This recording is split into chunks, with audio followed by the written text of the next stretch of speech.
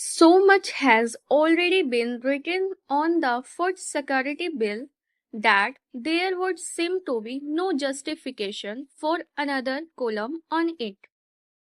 Yet, a recent look at some consumption data has convinced me otherwise. How the food security bill impact people's lives ultimately depends on the effect it will have on the consumption basket of the beneficiaries. If you believe in serious analysis over flag waving, assessing this effect turns out to be require careful detective work. The bill proposes to give 810 million citizens 5 kg of cereals, rice, wheat, bajra, or other grains per person per month at the subsidies price of Rs 3 per kg or less. Commentators have already reminded that this will have minimum or no effect in Chhattisgarh and Tamil Nadu since these states already provide household more grain at even lower prices. Surprisingly, there are good reasons to believe that the same is also likely to turn out true in other states. To see why considered first the urban household based on the large scale expenditure survey of 2004-5, the poorest 30% of the urban household nationwide consume 10 kg of cereals per person per month. The quantity rises to 10.1 kg for the middle 40% household and drops to 9.6 kg for the top 30%.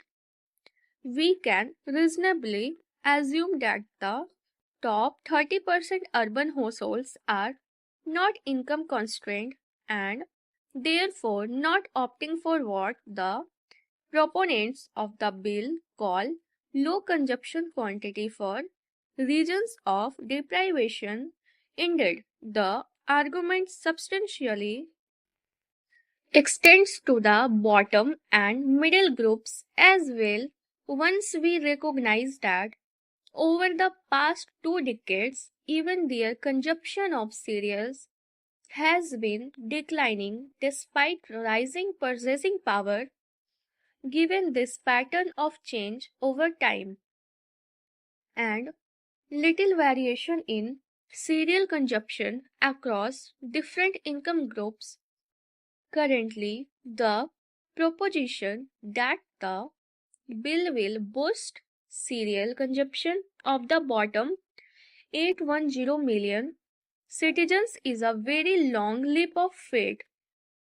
What is far more likely, indeed near certain, is that the households will substitute kg for kg subsidies grains from the public distribution system PDS for their open market purchases.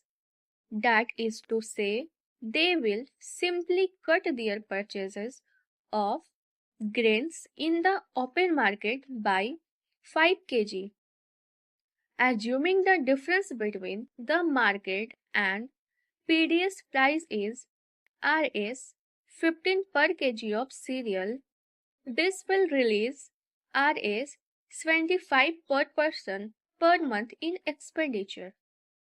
In each beneficiary household, it is as if the government transferred Rs 25% per month in cash to each beneficiary household.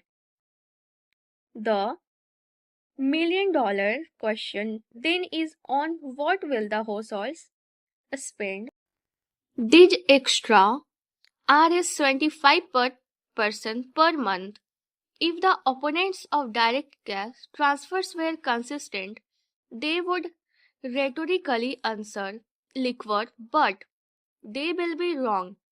To rise above rhetoric and search for what is likely to be a more accurate answer, we must once again look at the consumption patterns of different income classes.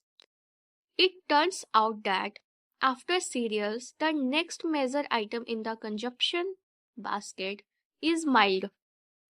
The bottom 30% of the urban households consume just 2.3 kg of mild per person per month compared with 4.8 kg and 8.3 kg for the middle and top groups respectively.